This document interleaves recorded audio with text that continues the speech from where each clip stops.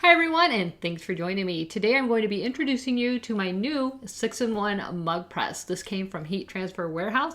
I'll have everything linked in the description below, but I'm going to walk you through what I like about this mug press and why I decided to upgrade. We're going to be sublimating this fun water bottle. This is also from Heat Transfer Warehouse. I thought I'd make a fun little gift for a friend of mine. So without further ado, let's get started. So the previous mug press that I had was only able to do 11-ounce coffee mugs, just the straight ones, and then it also had a flared attachment. I wanted to have a little bit more versatility in what I could use it for, so I decided to upgrade to this one. Now this is called the 6-in-1 because it has 6 different attachments. Now, how this works, you can do a 1.5-ounce shot glass, you can do a 3-ounce mini straight mug, 6 to 10-ounce straight mugs, an 11 to 15-ounce straight mug, a 12-ounce cone-shaped mug, and a 17-ounce cone-shaped mug. So it gives you the versatility to be able to do all of those different sizes. And how it does that is you switch out this piece right here. So in some cases, you can just switch out this center piece like this. And in other cases, you need to switch out this entire apparatus. But it's really simple to do. You just simply undo these 2 screws. This pops out, and you can pop this one in. So really simple to do. You just plug it in right here. So let me just show you. This is the small cone-shaped one. This is the round little one. Here is a larger cone shape, so this would be like your cone-shaped coffee mugs. This is your cone-shaped tumblers, so you're going to be able to do something big like that. And then this one, all I do is swap out, and if I just turn this one actually uses the same outside as this one. So I just simply push that out, put this one in, and plug it in right there. So really easy to switch these out when you need to. So we're going to do this water bottle. And again, this is from Heat Transfer Warehouse. I'll link this in the description below. I thought this would be really fun. Now they provide you with a PDF template if you want to use that. But if you don't use the PDF template, all I do when you guys always ask me for templates, all I do is measure the width. So this is 9 1/4 around. And then I measure the height that I want. And I would probably do this one. There's a little bit of a line right here, so I would probably, I don't know if I want to go over that line or not. I'm going to go 9 1/4 around by 6 1/4, or maybe 5 3/4. I'm going to go above that line and leave that bottom white. So I'm going to go 5 3/4 by 9 1/4 around, and that's how I'm going to establish the size of my template. So I've already designed it in Photoshop.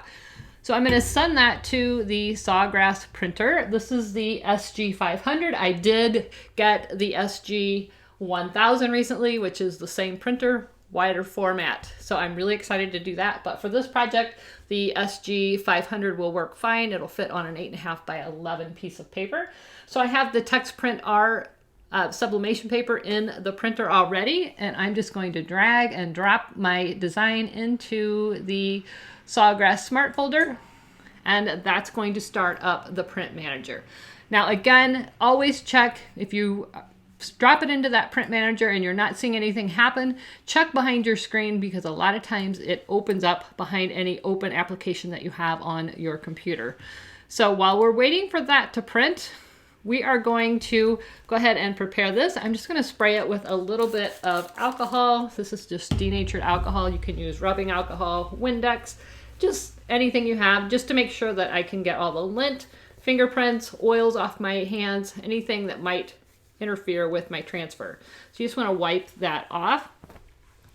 All right, our print manager is open, so I'm going to choose metal.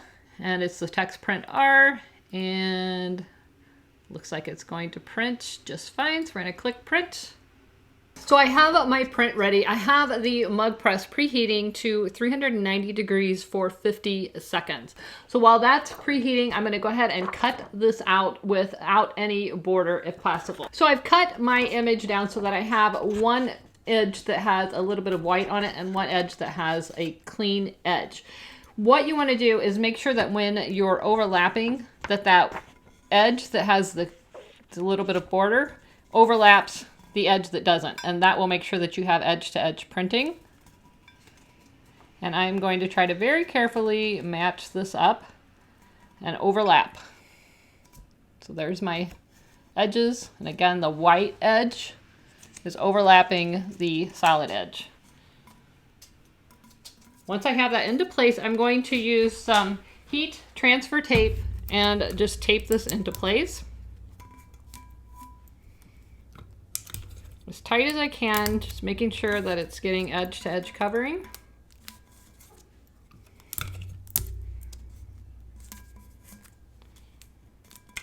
And again, you could do this in the convection oven. I've shown you a video on that. I'll try to remember to link that up here in case you want to watch that one.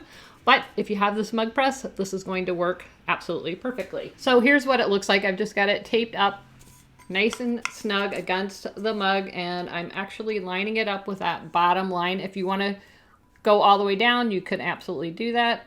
I just thought I would just go ahead and leave that white, and I think I'm gonna tape it along there just to make sure that it doesn't shift on me. So we've got that all set. I'm gonna take another piece of copy paper and just wrap it around it just like so.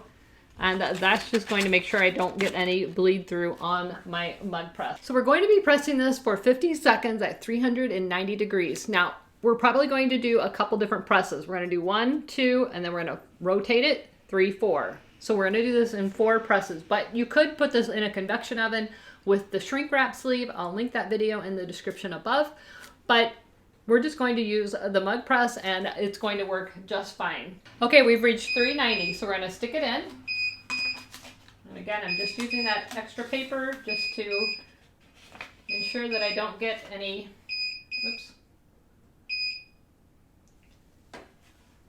So we've got it in the mug press. I've got the tape facing up, and I'm going to give it a press. Hit start.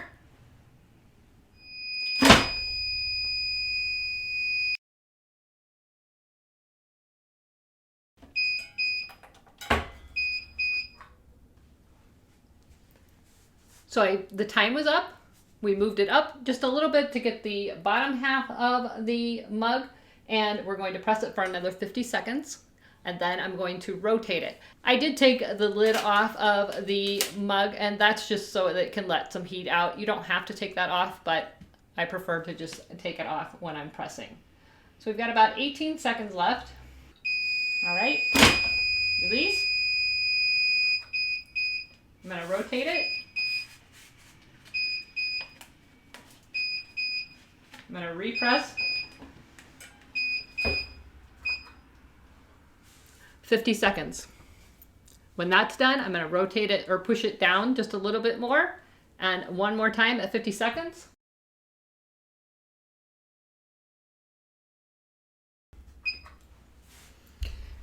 Okay, now I'm going to put some heat gloves on. This is going to be super hot when we're done. Got some fancy new heat gloves from my friend Judith. She runs all of my Cricut Facebook groups for me, or handles the admin part of that. We've got 5 seconds left.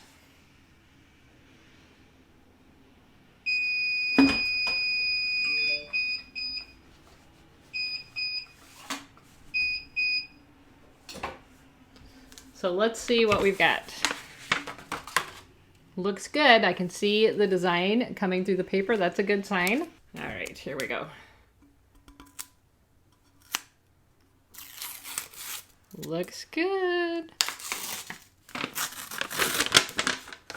Oh, I love it so much. So here's our finished water bottle. I think this turned out so cute. Now it's hard to show it. I'm gonna try to put a picture up here. It's hard to show it without the glare of my studio lights against the stainless steel. But this turned out so neat, and it was so easy to do with this mug press. Now again, you can pull out the convection oven and the shrink wrap sleeves and go through all of that, but this just makes it a lot easier, and that's why I chose to upgrade my mug press to the 6-in-1 mug press. I really, really like this. It heats up really fast. It's easy. I've got it out all the time.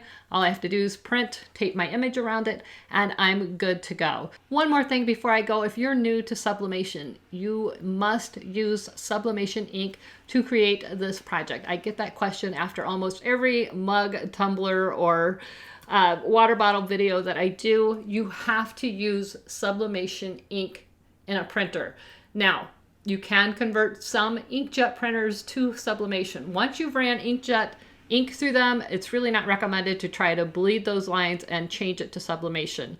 But I highly recommend the Sawgrass line of printers, and the reason for that is that they have a built-in program that runs automatically. You don't turn these off. You leave them on all the time, and there is a built-in maintenance program that runs periodically so that your print heads don't get clogged. Oftentimes, if you're using an inkjet printer that you've converted, the ink heads will clog up if you're not using your sublimation printer every single day or on a very regular basis to keep that from happening.